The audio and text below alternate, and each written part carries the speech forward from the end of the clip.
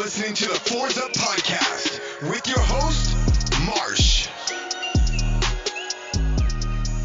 What's going on, Canes fans? It is your boy, Marsh. It is Wednesday, June 24th. I'm going solo right now. Just wanted to do a quick little episode. I don't even want to talk football. I just want to talk family right now. If you have been on the Twitter or social media timeline, you're probably aware that my father, Brian Thomas, passed away last Wednesday unexpectedly. Didn't see it coming. And I won't lie to you guys, it has been the week from absolute hell. I haven't been sleeping well. I haven't, so many emotions are running through my head. I'm sad, and it's just one of those things you just look up and ask why. Why did he have to go? And he still had so much that he had to do and so much he still had to witness. But as sad as it is, the outpour of love and support that I've received and my family has received is beyond anything we could ever imagine.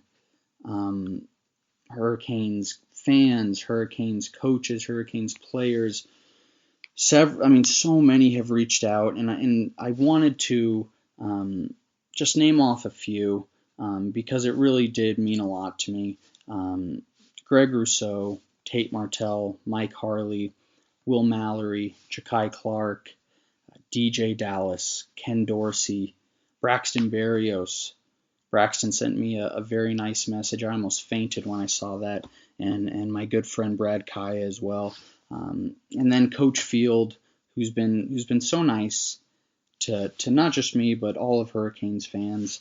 Coach Van Dyke, Coach Justice, Coach Likens, and several more Hurricanes coaches have reached out and sent me incredible messages, and we've talked a little bit. And then, Cleo Brantley, the ambassador of this 2021 class, and also our guy Jake Garcia even jumped on the messaging and sent a very nice tweet. And, and also Mike Ryan, David Fornez, all the Hurricanes beat writers, Antoine Staley, Cam Underwood, Gabby Urrutia, Mondo, Brad, Jordan, Duck, Mike McCoy, Canes Edit.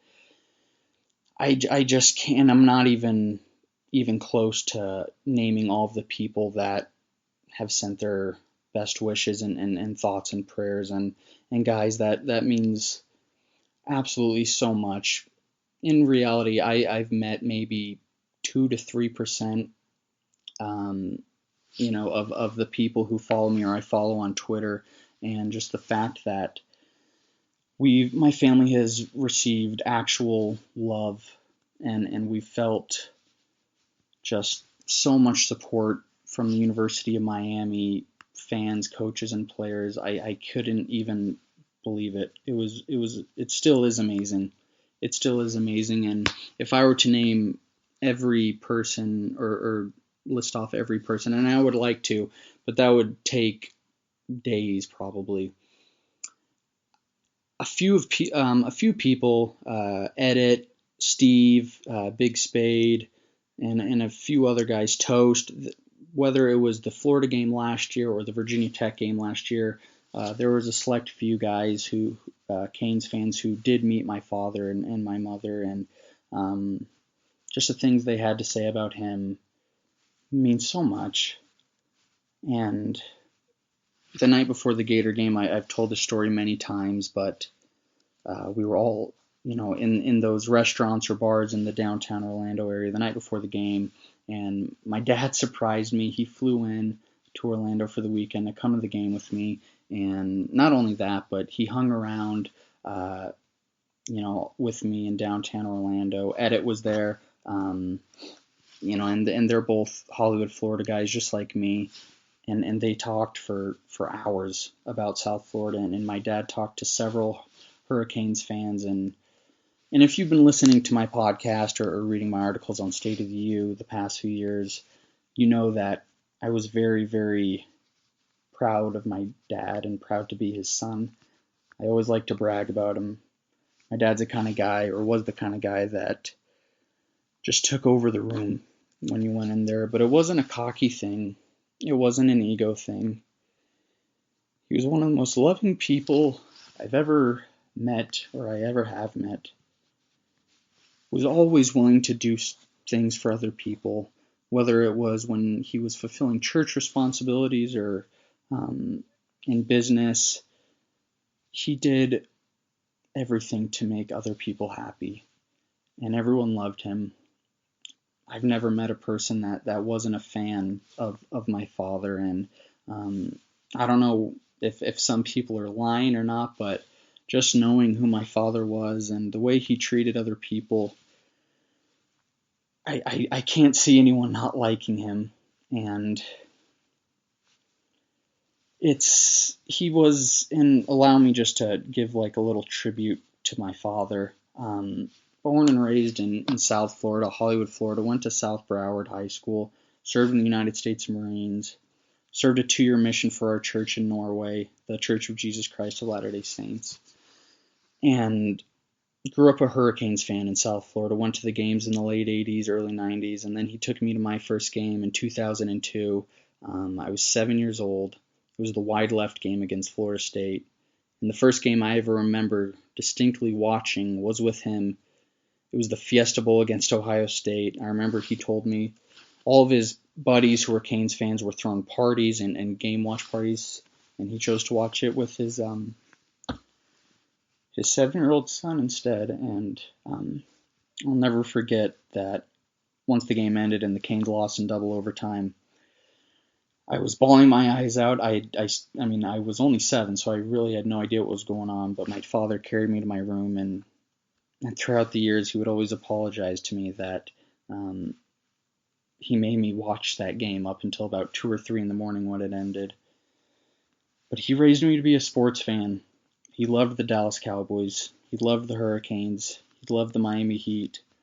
I remember standing with him when the Heat won it all in 2006, and just we were both crying, hugging each other. He took me to every single Canes game that we could in the Orange Bowl, and I'm very, very proud of the fact that I'm one of the last generations that had a chance to experience Miami games in the Orange Bowl. It didn't matter the work responsibility.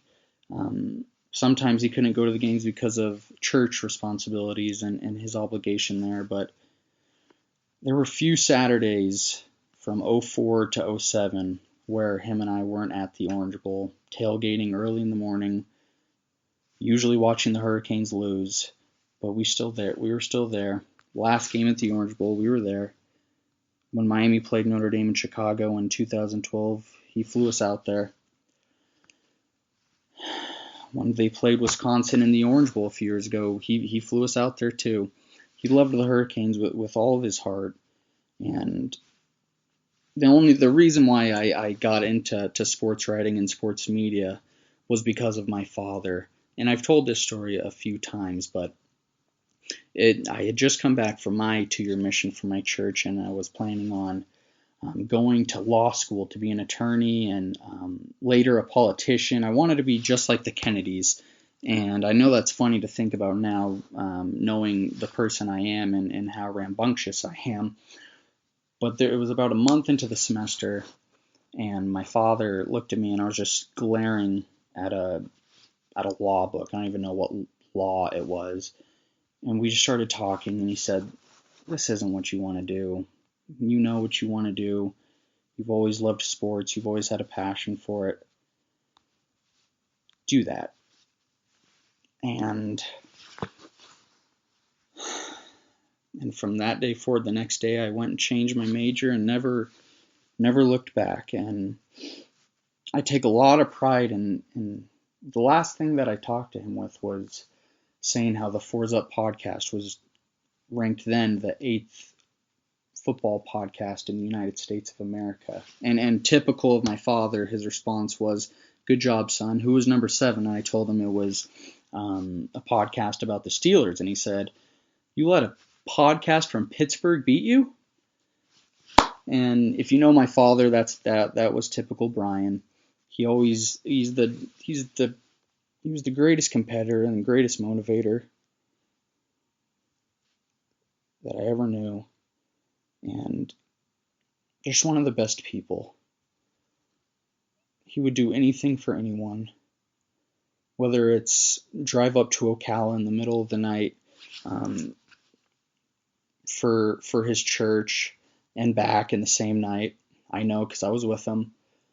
Or cleaning up after Hurricane Wilma and Hurricane Katrina and Andrew. There was no limit to this guy's giving.